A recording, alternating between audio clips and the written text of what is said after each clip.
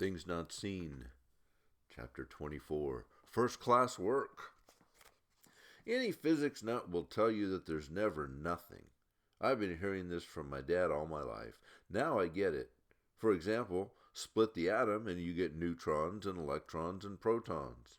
Keep splitting and you get neutrinos and quarks and muons and antiquarks and mesons and on and on. Smaller and smaller and smaller.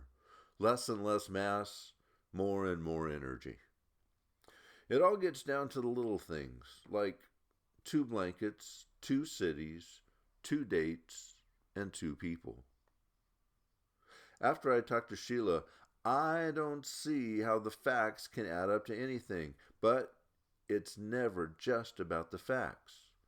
Sherlock Holmes proves that, case after case. It's all about what you do with the facts, how you look at them. When I do an instant message to Alicia on Wednesday afternoon, she starts right in asking me a million questions about Sheila. How does she react? What did she sound like? Was she happy? Does she have a boyfriend? Is she excited about finding someone else like her? On and on. Instant messaging with Alicia takes forever. It's not the connection because she's got one of those lines that's always connected. It's because the text-to-speech function on her end has to say everything out loud before she can type back and answer.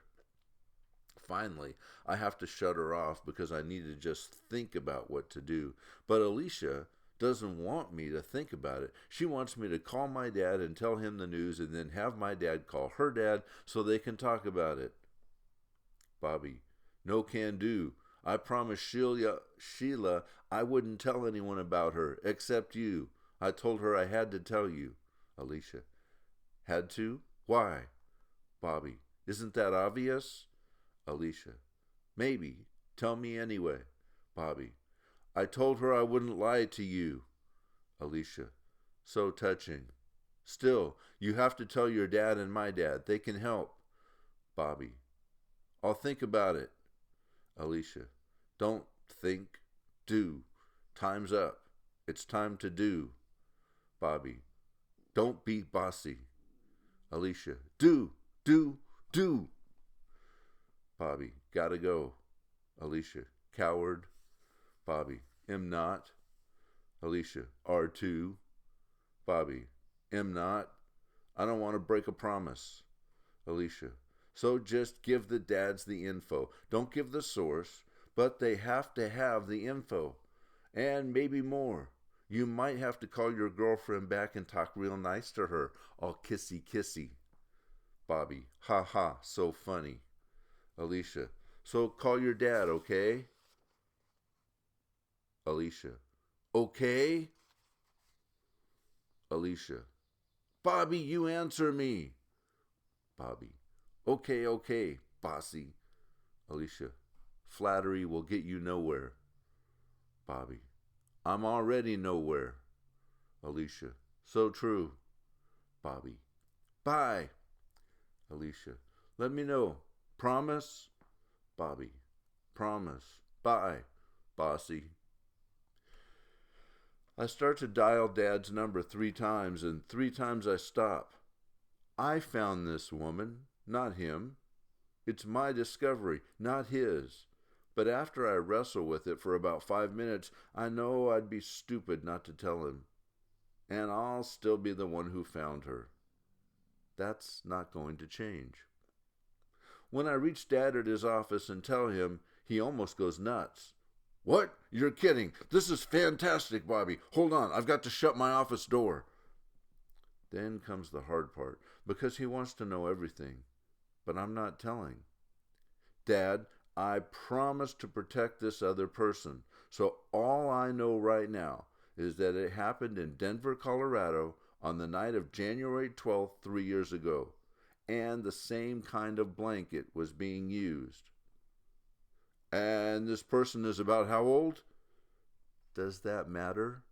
Could, Bobby. Everything could matter.